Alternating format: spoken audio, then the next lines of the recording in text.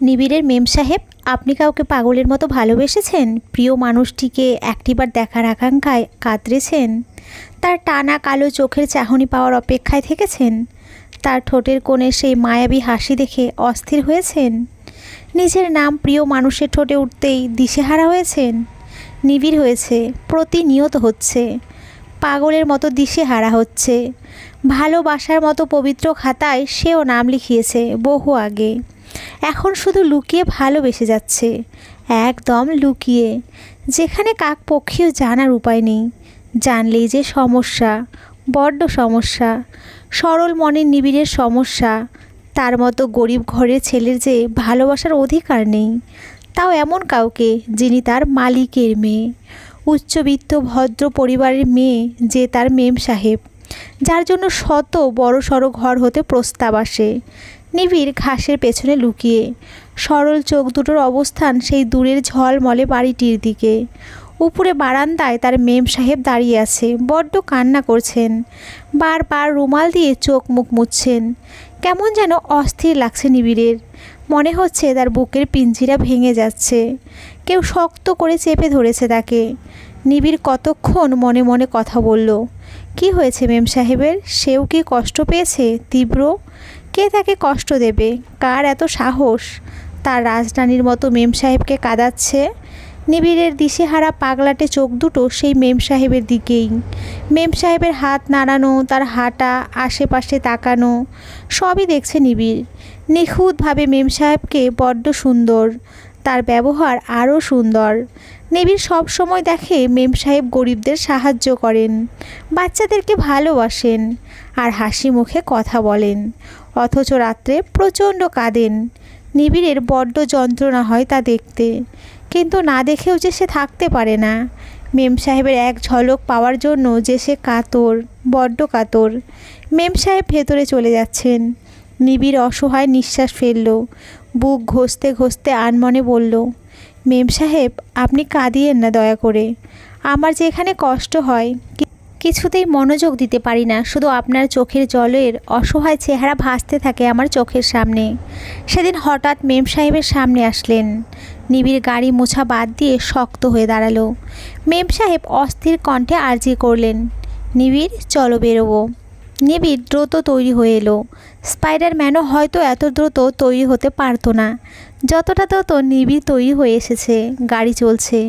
নিবিড় আর চোখে কোনার গ্লাসের দিকে তাকাচ্ছে। মেম সাহেব কামিজ পরেছেন। নিবিড়ের চোখ দুটো জুড়িয়ে গেল। যখনই সে কামিজ পরিহিত মেম সাহেবকে দেখে, তার চোখ দুটো অদ্ভুতভাবে ঝলমল করে ওঠে। তার যে পছন্দ মেম সাহেবকে কামিজে দেখা। এই তো নিবিড় এটাও জানে না যে মেম সাহেব কততম কামিজ পরেছেন। নিশ্চয়ই এটা 94তম কামিজ, এবং সদার মতোই এবারও তাকে এক পরী লাগছে, নিবিড়ের স্বপ্নের রাজ্যের পরী, যেই পরীকে কে না দেখে। নিবিড়ের ঘুম হয় না। দ্রুত মেম সাহেব গাড়ি থামাতে বলল। নিবিড় থামালো। সে দেখল মেম সাহেব সামনে দাঁড়িয়ে থাকা গাড়ির দিকে যাচ্ছেন। গাড়ির ছেলেটাকে সে আগেও দেখেছে। মেম সাহেবের জন্মদিনে খুবই বাজে বিহেভিয়ার করেছিল মেম সাহেবের সাথে। তাহলে মেম সাহেব এমন লোকের সাথে কেন দেখা করতে এসেছেন? নিবিড় বেরোলো এবং ধীরে কাছে গেল।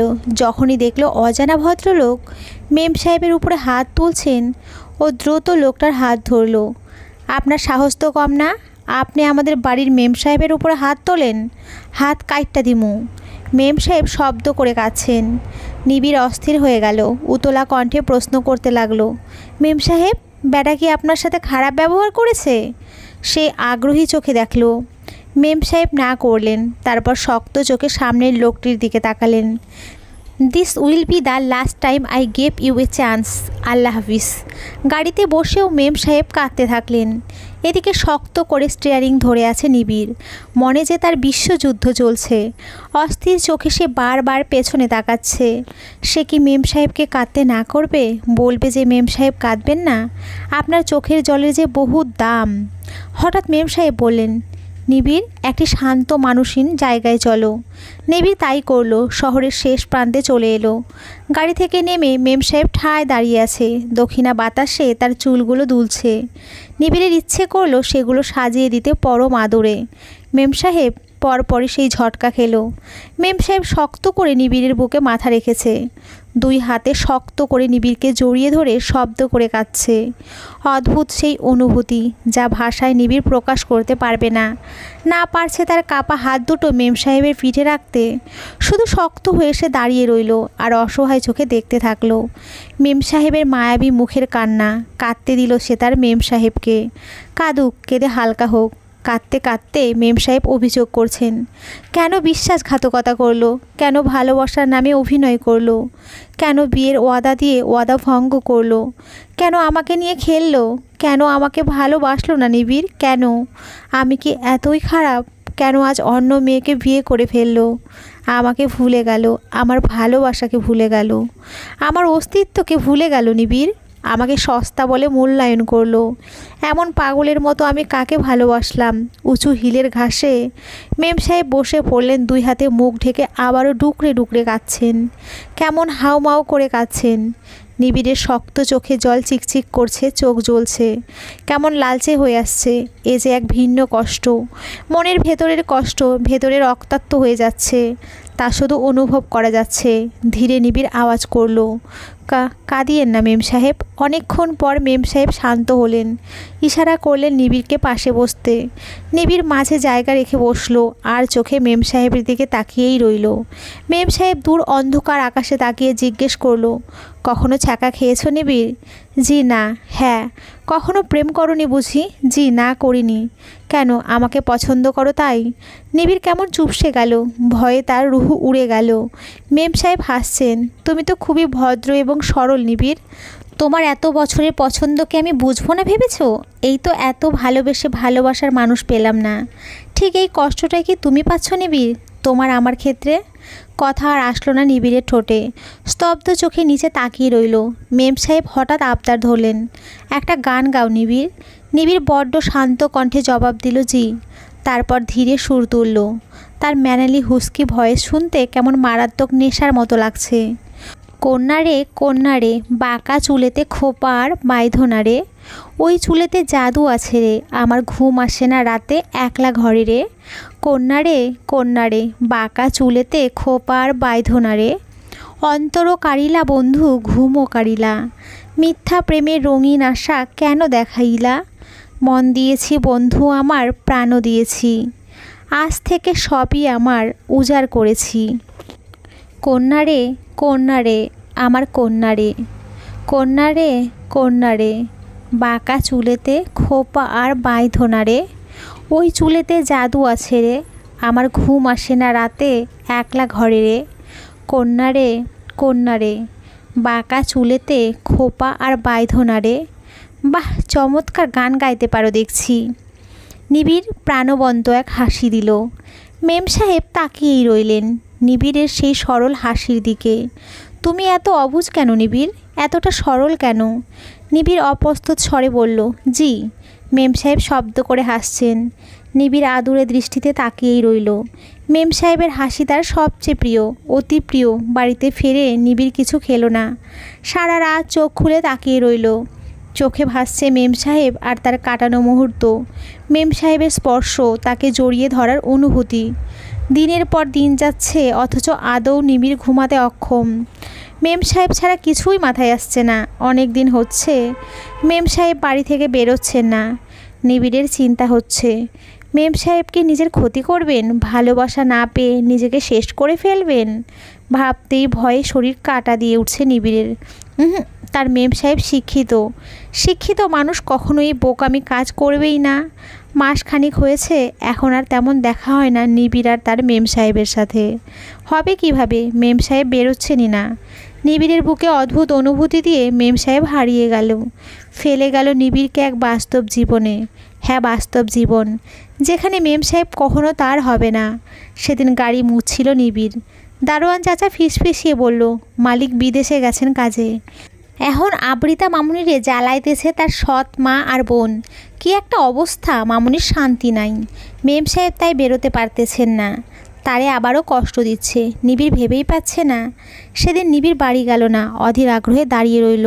তার নজর মেম সাহেবের বারান্দার দিকে। ঠিকই মেম সাহেব আসলেন। নিবিড়কে দেখতেই সে ভেতরে চলে গেলেন। নিবিড় অবাক হয়ে রইল। মেম সাহেব কি তার উপরে রেগে আছেন? সে কি কিছু ভুল করেছে? তখনই দেখল মেম সাহেব বেরোচ্ছেন। সে এসে নিবিড়ের মায়াবী মুখের দিকে তাকিয়ে রইলেন। অনেকক্ষণের নীরবতা বিচ্ছিন্ন করে নিবিড় প্রশ্ন করল, আপনি ঠিক আছেন মেম সাহেব? মেম সাহেব নিবিড়ের 2 হাত নিজের হাতে নিল। নিবিড়ের হাত দুটো কেমন প্রাণ ফিরে পেল। এই ছোঁয়া নিবিড়কে পৃথিবী থেকে মুক্তি দিতেও প্রস্তুত।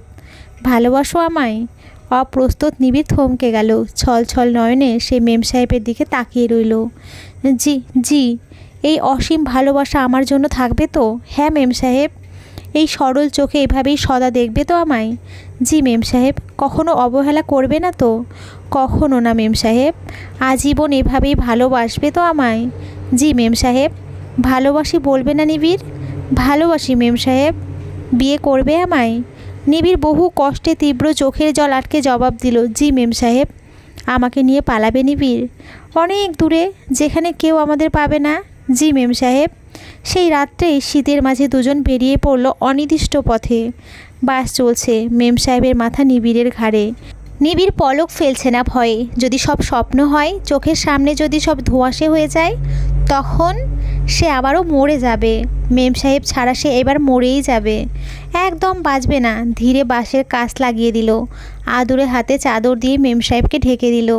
কাঁপা কাঁপা হাত তার মাথায় হাত বুলাতে লাগলো। মেম সাহেব ঘুম কাতুরি কণ্ঠে বললেন, ঘুমিয়ে নাও নিবিড়। নিবিড়ের হার্টবিট বন্ধ হবার জোগাড়। এই কণ্ঠ, বাম হাতে নিবিড় বুক চেপে ধরল। মেম সাহেব কি তাকে মেরে ফেলতে চাচ্ছেন? ভোরের দিকে রাজশাহী থেমেছে বাস। কুয়াশা, রাস্তাঘাট ফ্যাকাশে। ঘুম ঘুম চোখ নিয়ে মেম সাহেব নিবিড়ের বুকে পড়ে রইলেন। নিবিড় ডান হাতে আলগোছে কাঁধ ধরে আছে মেম সাহেবের, আর বাম হাতে লাগেজটিও নিবিড়ের। মেম সাহেব শুধু তার মায়ের সব নিয়ে এসেছেন, নিজের বা বাবার টাকার কিছুই আনেননি। অবশ্য সেটার জন্য বড্ড কৃতজ্ঞ নিবিড়। কিছু দূর এসে পৌঁছেছে। নিবিড় মাথা নিচু করে নিচুস্তর স্বরে বলল, মেম সাহেব। খিদে পেয়েছে? হোটেলের খাবার খেতে পারবেন? হোটেলে বসে আছে দুজনে। মেম সাহেব এখনও নিবিড়ের কাঁধে দুলে। এত জলদি তার ওঠার অভ্যাস নেই, তাই তো এখনও ঘুম ভাঙছে না। নিবিড় নিজে ধীরে ধীরে মেম সাহেবকে খাইয়ে দিচ্ছে। খাওয়া শেষে দুজন আবারও পথ চলতে লাগলো। এবার মেম সাহেবের ঘুম ভেঙেছে। হাসি হাসি মুখে সে নিবিড়ের হাত শক্ত করে ধরল। নিবিড় আর চোখে তাকাচ্ছে। তার এখনও বিশ্বাস করতে কষ্ট হচ্ছে এই সুখ কি তাকে আল্লাহ তাআলা সারা জীবনের জন্য দিলেন? কখনো কেড়ে নেবেন না তো? নিলে যে নিবিড় আর বাঁচবে না। অনেক কষ্টে এক ফ্ল্যাট পেয়েছে তারা, কিন্তু অ্যাডভান্স তো লাগবে। মেম সাহেব বললেন, নিবিড় চলো গয়নাগুলো বিক্রি করে আসি। প্রয়োজন নেই। তোমার কাছে আছে? হ্যাঁ, খুচরো 6,000 টাকা। খুচরো বলতে আরও টাকা আছে। নিবিড় মাথা দোলালো। ভেবে বলল 15-16 লাখ হবে। মেম সাহেব অবাক কণ্ঠে বললেন, কিভাবে? নিবিড় হাসলো। আমার তো পরিবার নেই। আপনারা মাসিক বেতন 30,000 দিতেন। 5,000 দিয়ে আমার মাস চলে যেত, আর বাকি টাকা ব্যাংকে 6-7 বছরে এগুলো জমেছে। মাত্র 5,000 এই দিয়ে মাস চলে যেত? জি। কি অবাস্তবিক। ফ্ল্যাট নিতে গিয়ে একটু সমস্যা হয়েছিল, কিন্তু ম্যানেজ করা গিয়েছে। মেম সাহেব বলেছেন খুবই সুন্দর ভেতরে। অথচ নিবিড় তখনও মেম সাহেবকে দেখতে ব্যস্ত। এই যে মেম সাহেব তার সামনে, তার পাশে, তার সাথে। কিছুটা জিরিয়ে তারা আবারও বেরোলো। এবার বিয়ে আর শপিং। বিয়ে করতে গিয়ে নিবিড় কাঁপছে। মেম সাহেব পরম আদুরে নিবিড়কে পেপারে সাইন করিয়েছে। বিয়ে শেষ হয়েছে অনেকক্ষণ, অথচ এখনও নিবিড় মেম সাহেবকে জড়িয়ে ধরে আছে। তার চোখ জলে চিকচিক করছে। বছরের পর বছর জমে থাকা আকাঙ্ক্ষা নিমিষেই ভেঙে চুরমার হয়ে গেল। দিয়ে গেল অফুরন্ত ভালোবাসা। কেনাকাটা শেষ করে পৌঁছেছে রাত 10টায়। তখনও পুরো ফ্ল্যাট সাজানোর কাজ শেষ হয়নি। মেম সাহেবকে পাশের বাসায় বসিয়ে নিবিড় নিজেই কাজে নামলো। বেডরুমের সকল ফার্নিচার গুছিয়ে ড্রয়িং রুমেরটা শুরু করলো। একে একে ডাইনিং, সকল কিছু পরিষ্কার পরিচ্ছন্ন করে শেষ হতে হতে রাত 3টা। নিবিড় ধীরে বলল, মেম সাহেব গোসল নিন প্রথম। হ্যাঁ, ঠিক বলেছ। গোসল শেষে মেম সাহেব বেরোতেই নিবিড় চোখ ঘোরালো, শুকনো ঢোক গিলল। তার শ্বাস নিতে কষ্ট হচ্ছে। এ যে অন্য অনুভূতি, যেই অনুভূতির পূর্ণতা না হলে সে বাঁচবে না। নিবিড় দ্রুত গোসল ঘরে ঢুকে গেল। এখনও তার হার্টবিট লাফাচ্ছে, অস্থির লাগছে। মেম সাহেব বেডরুমে শুয়ে। নিবিড় ভাবল অন্য রুমে ঘুমোবো নাকি। তখনই মেম সাহেব বললেন, অনেক ক্লান্ত তুমি, আসো ঘুমাবে। নিবিড় ধীরে ধীরে এগোলো। বিছানায় শুতেই মেম সাহেব নিবিড়ের বুকে মাথা রাখলো। শক্ত করে নিবিড়কে জড়িয়ে ধরলো। শ্বাস নিতে অক্ষম নিবিড়ের হাত পা কাঁপছে। তার শরীরের সাথে স্পর্শ হচ্ছে মেম সাহেবের শরীর। অনুভূতিতে ভেসে যাচ্ছে সে। হঠাৎ মেম সাহেব নিবিড়ের গালে চুমু খেলো। Good night husband. নিবিড়ের আরও এক রাত জেগে কাটল। সারা রাত সে শুধু তার মেম সাহেবকেই দেখেছেন, কিন্তু ছোঁয়ার স্পর্ধা করেননি। মাশাআল্লাহ, দুজনের মিষ্টি সংসার ভালোই চলছে। এই তো মেম সাহেব বুদ্ধি করে একটি ফ্ল্যাট 3 বছরের জন্য কন্ট্রাক্টে নেন। তারপর নিজের মায়ের গয়না বন্ধক রেখে নিবিড়কে দোকান নিয়ে দেন বিউটি প্রোডাক্টের। ভালোই ইনকাম হচ্ছে, বেশি দিন নেই। আর কিছুদিনের মাঝে সে তার মায়ের সম্পদ ফিরিয়ে আনবেন। ইনশাল্লাহ নিজেদের একটি ফ্ল্যাটও নেবেন। এখনও নিবিড় চিন্তায় থাকে, যদি মেম সাহেব চলে যায়, যদি এগুলো সব স্বপ্ন হয়। দিন যাচ্ছে কিন্তু নিবিড়ের এখনও বিশ্বাস হচ্ছে না। নিবিড়ের এক বাচ্চা নেওয়ার অতি আগ্রহ। মেম সাহেব চলুন, আমরা একটা বাবু নেই। বাচ্চা তখনই নিব যখন আমরা পুরোপুরি দাঁড়াবো। অনিশ্চিত সিচুয়েশনে বাচ্চা নেওয়ার প্রশ্নই আসে না। নিবিড় চোখ বুঝে মেম সাহেবের ঠোঁটে ঠোঁট চেপে দিল। আপনি এত ভাবেন কেন? কারণ আমার বর যে একটা বোকা। মোটেও না, আমি বোকা নয়। মেম সাহেব হাসলেন। যাও কাজে। নিবিড় দাঁড়িয়ে রইল। মেম সাহেব আবেশে নিবিড়ের কপালে চুমু খেলো। চাপ দাড়িতে হাত রেখে বলল, দ্রুত ফিরিও। নিবিড় চলে যাচ্ছে। এই তো আস্তে আস্তে রাত্রি। মেম সাহেব রেধে বেড়ে নিবিড়ের অপেক্ষা করবে। আসলে দুজন একসাথে খাবে, টুকটাক কাজ করবে, পছন্দের মুভি দেখবে, বা ছাদে যাবে। এই তো যাচ্ছে তাদের দিন। এভাবেই কাটুক না দিনগুলো, মাধুর্য নিয়ে, ভালোবাসা নিয়ে, ভরসা নিয়ে। তো বন্ধুরা, গল্পটি কেমন লাগলো অবশ্যই তোমরা কমেন্ট করে জানিও। আর সকলে খুব ভালো